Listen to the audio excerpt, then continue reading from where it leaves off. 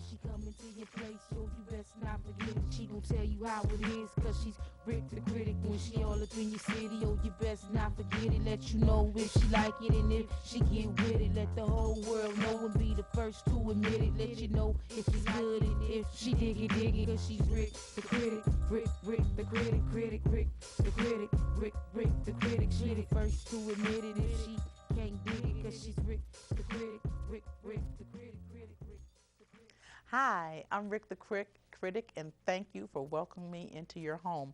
Listen, today I've got a great show for you. We're going to talk about lymphoma, leukemia, the different cancers. We're going to talk about them as far as the African community is concerned. We're going to talk about how it starts. And with me today is my guest, Dr. Patricia Baines. She's out of Atlanta, and we're going to be talking about lymphoma. Dr. Baines, welcome. Thank you. Great. Listen, I'm told that you have a personal interest in this lymphoma disease because you had a relative that had lymphoma. Could you tell us a little bit about what happened and how this came about? Now, you are a medical, you're an emergency MD. This is just a family member that this happened to, and this is why you are, and this is how you were affected with the disease, as far as the in a relative type way. Yes, that is correct. I practice emergency medicine here in Atlanta, Georgia, Emory. And my nephew, Markel, he was 24. He was 23 when he was diagnosed with lymphoma. And because of his diagnosis, I got a keen interest in lymphoma and looking up information about lymphoma, including treatment and how it's diagnosed. So it sort of became a crusade for me and my family, with my nephew being diagnosed with lymphoma and subsequently dying from lymphoma. Okay. Oh man. So now listen, let me ask you this beforehand. So you had no knowledge of this, and I'm kind of thinking that in the African American community, it's not very well known. I mean, when I think of cancers, I think of leukemia, yes, breast cancer, lung cancer, but not lymphoma. Right, that's correct. And most people don't think about lymphoma in African Americans because in the 70s and 80s, really lymphoma was a cancer that was seen in white Americans and those in high socioeconomic status. So it wasn't really seen that often in the black community. But as time has gone on, the number of African Americans, especially in their early 20s, being diagnosed with lymphoma has increased. And we're talking about, because you said Markel was 23, so When, we're talking about a baby. correct. You know what I'm saying? We're not talking about an old 80, 90, 100-year-old person. We're talking about a baby. Right, and it's important that we understand about lymphoma because it is affecting our community and our children as well as older adults, but definitely those in the early teens, 20s into the 30s, and then it sort of jumps, and then those in your 60s, you start seeing it increase in numbers again. Now, what can we look for, Dr. Baines? What is it that we should look for in our young children? Because, when you say a cancer, because that's what it is, and you're talking about a 23-year-old, and is this something that came overnight as a 23-year-old, or were there some signs? Could you tell me a little bit about what we should look for? Yeah, the thing about this form of cancer and some other cancers is there's a lot of very subtle signs, swollen, painless lymph nodes, and we think about lymph nodes when we think about in our neck, in our chest, in our armpits. You know, when you get a sore throat or you have tonsillitis and you feel up under your neck and you feel those lymph nodes and you say, my nodes are sore. Right. Also weight loss, fever, night sweats and that is really, you wake up shivering and you're actually just drenched in sweat, which was happening with my nephew. Also cough, chest pain. The other thing is feeling weak and tired, and I'm talking about the type of tiredness that doesn't go away. You know, you sleep for a little more time, you sleep a few more hours, but this is a tiredness that just continues and linger on. For the most part, these symptoms generally are not due to cancer. They're usually due to some other infection or problem, but if those symptoms in combination last for more than 2 weeks, then you should see your doctor. So the fatigue part and the coughing, all those in conjunction, and if they last longer than a couple of weeks, then we should see a physician. Right, because sometimes, especially with young kids, teenagers, early 20s, they don't always tell you what's going on with them, and you see them. I call this is the lazy generation. They they lay around on the couch a lot. They're always tired. My nieces are always tired, but you want to sort of pay attention to that when it starts, lasting a little bit longer than a couple of days. Okay. It's a week. They're still tired. It's 2 weeks. They're still complaining of being tired. So, you just want to sort of pay attention. Yeah, we kind of think about, because they're always on the couch playing the video games, Right. and they're and it's like if you ask them to take out the trash, it's like, I'm tired. Right. So I mean, so you hear tired all the time. Correct. And because you hear it all the time, even if they were really tired, if there was a real sense of urgency or a real sense of fatigue there, we wouldn't even pay attention to it, because it's like if you ask them to do any simple chore. I know with my grandkids, it's like, could you take the trash out? Okay, Grammy, but I mean, it's always this drag. Correct. They kind of drag on. So the fatigue part is something that we need to pay attention to if it's longer than 2 weeks, and Correct. and again, in conjunction with those other things, Right. those things compiled together could be some symptoms of lymphoma, but not necessarily. Correct. Okay. That Now, is true. Now tell me, I know that you are that you're writing a book, and I know we want to talk about that. But the other thing that I want to talk about is, now it was your nephew, and Yes. so at 23, we're talking about a young man that a bright young man, and Yes. just all of a sudden just sick, and I mean. How was that for family? And I mean, and as a doctor, did you feel kind of helpless, or? Yes, when my nephew was diagnosed in March of 2010 with non-Hodgkin's lymphoma, because there's 2 types of lymphoma, Hodgkin's and non-Hodgkin's. Okay, And what's the difference? Non-Hodgkin's and Hodgkin's, the difference is actually what are called, they pretty much present the same way, but when you do a biopsy of the lymph nodes with Hodgkin's lymphoma, you find what are called Reed-Sternberg cells, and those cells are not present in non-Hodgkin's lymphoma.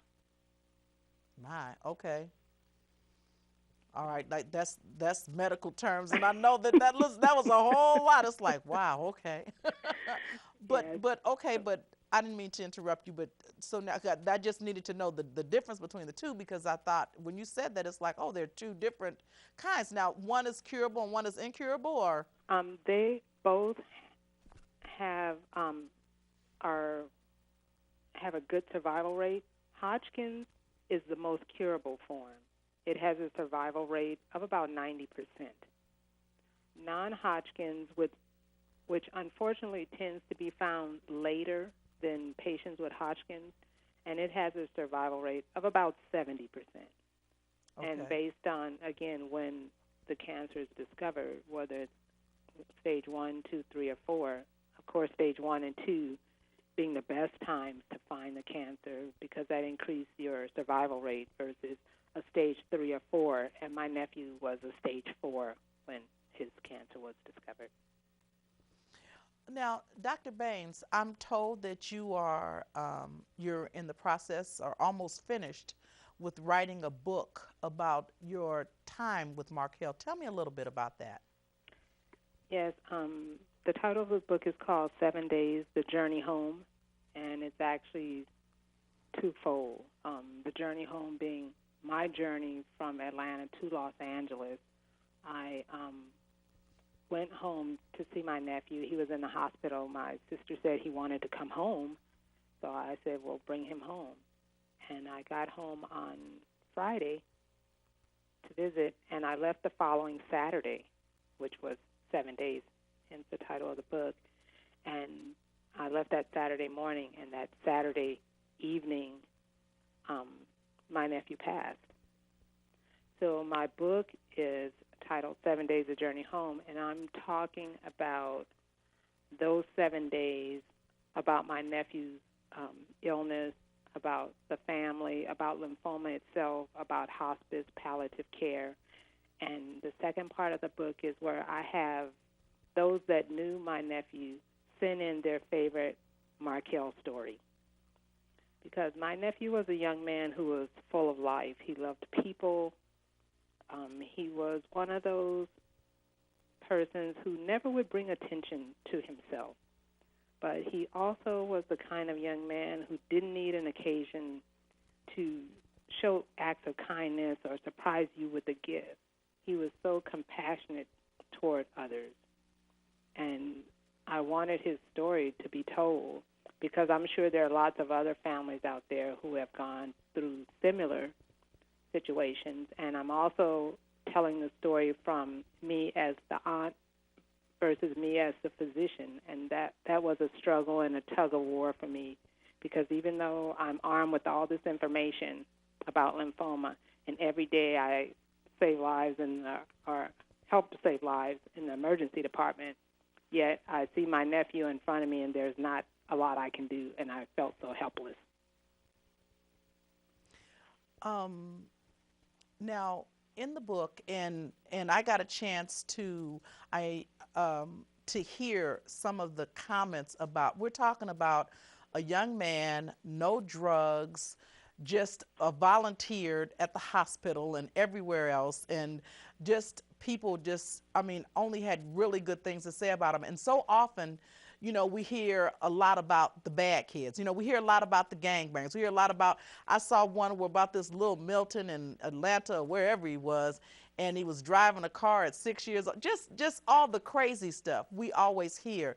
So Right. oftentimes we often hear about the characters, but we never hear about the characters with moral standards and integrity. We don't hear those kind of stories. So I was very interested in Markel because he did exemplify just a great kid and a person that people just loved. And I heard these stories not from you guys, but from other people. So I was really impressed with the young man himself. Right, and when you hear the stories of the unconditional love and compassion that he showed to others, you're really just in awe. And, it's like he's my nephew, and I know what a good kid he was, good young man he was, and I would always tell my sister that she did a great job of raising such a gentleman. But when you hear other people just walk up to you and tell you, your nephew did so-and-so, or, your nephew, he came to my house and he did this, or, he's volunteering his time, or, when he got out of the hospital, he still came to my mother's funeral.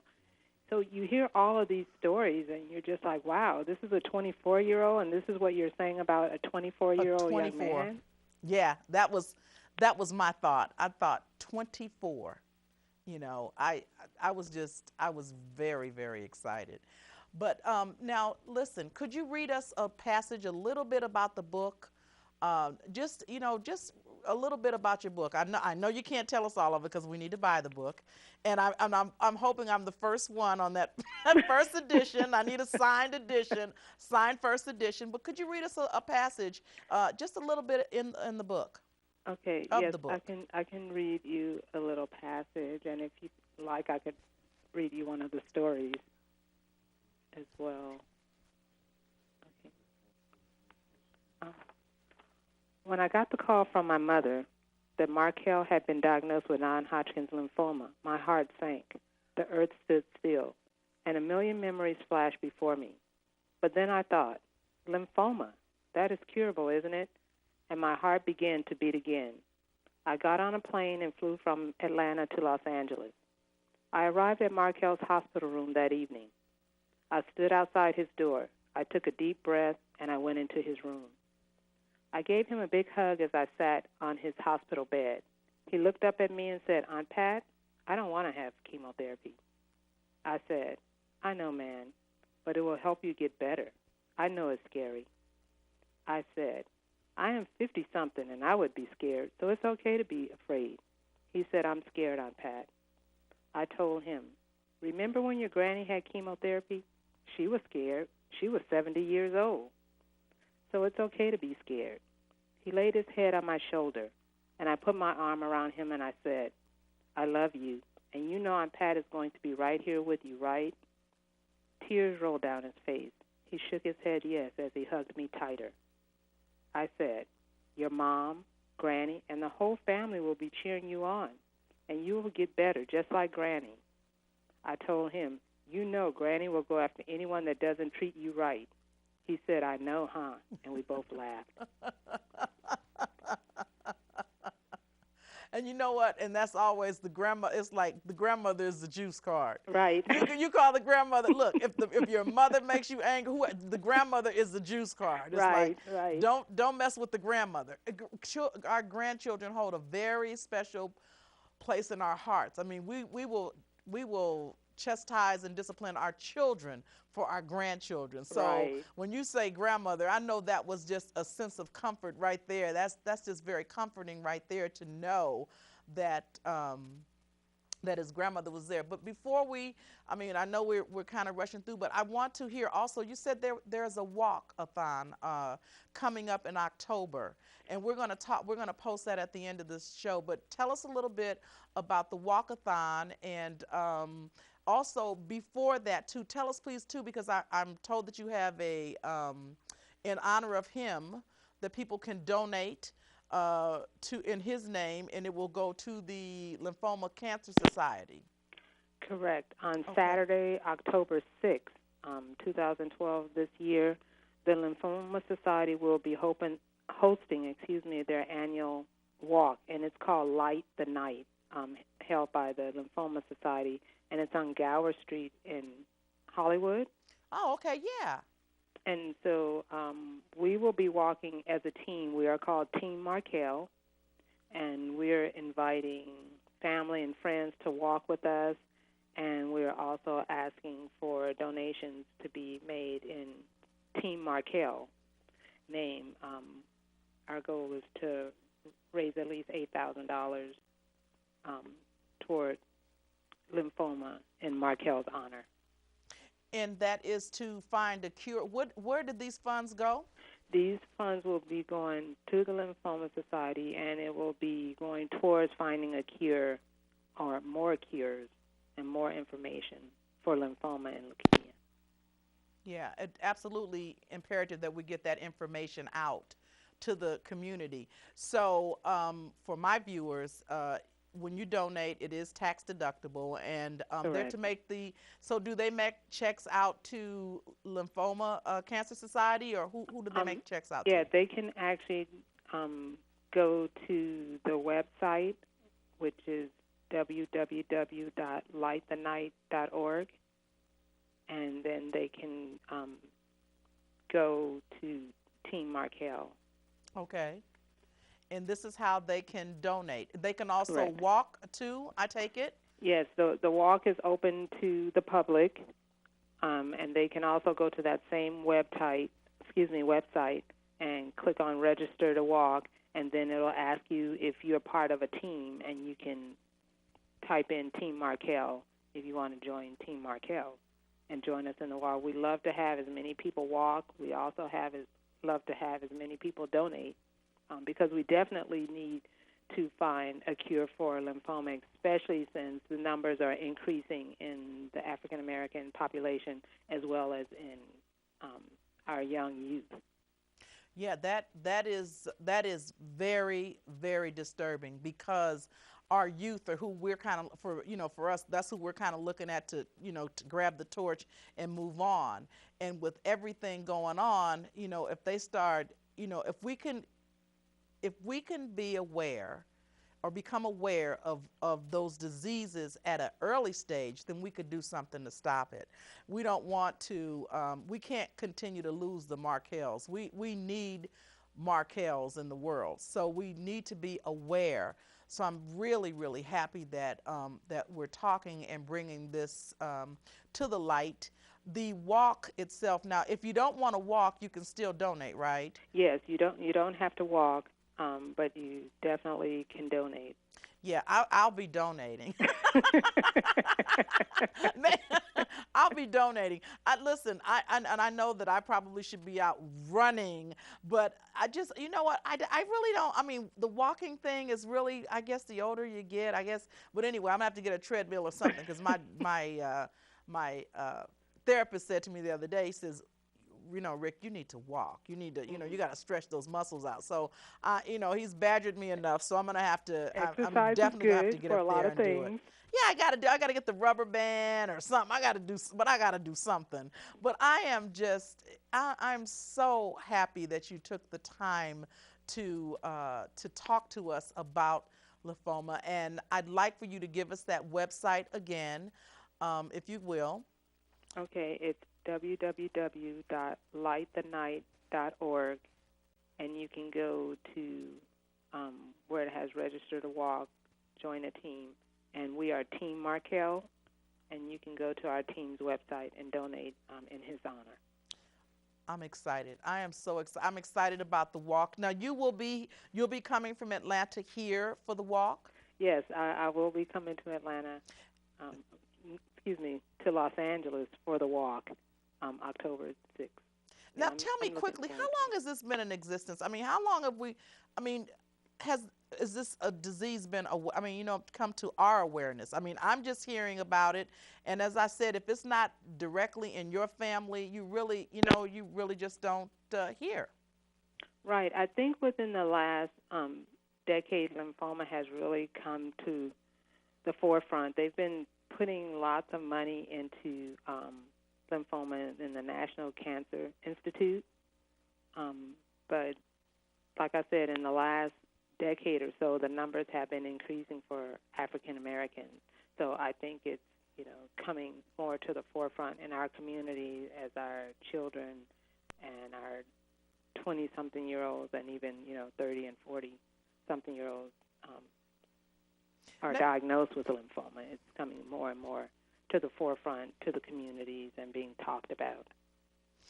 Now, you said something interesting. You said it's teens and then in the early 20s, and then you said it jumps, and it goes to like 60s. To the 60s, especially for non-Hodgkin's. It's one of those that tend to be seen at the later part of life, and then in 20s, 30s, and 40s, versus the non-Hodgkin's, which is seen in your 15 to 24-year-olds. I see. So actually, 60-year-olds need to be concerned too. Yes.